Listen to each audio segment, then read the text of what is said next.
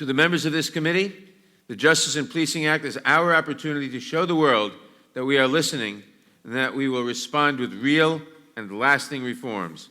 We must not let this moment slip away.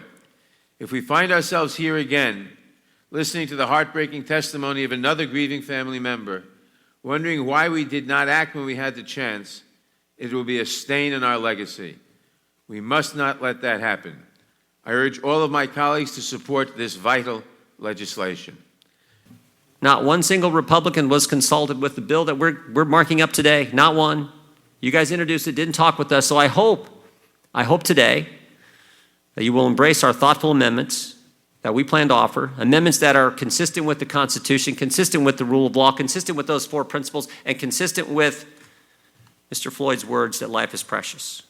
That is our goal on the Republican side. And I look forward to the next several hours as we mark up this legislation, that we can adopt Republican amendments that we think will make this legislation the kind of legislation our country wants us to develop here in the House Judiciary Committee.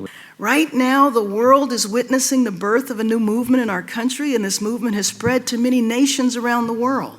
People are marching to demand not just change, but transformative change that ends police brutality, that ends racial profiling.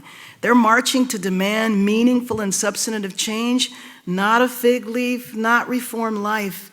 And I don't want this committee to do that either.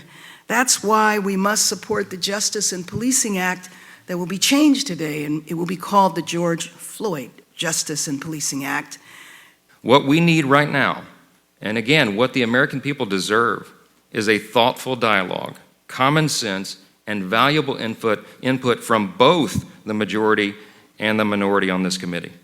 This common ground is key if we're going to accomplish the goal of keeping our communities safe, upholding the civil liberties of individuals, and protecting the legitimacy of law enforcement.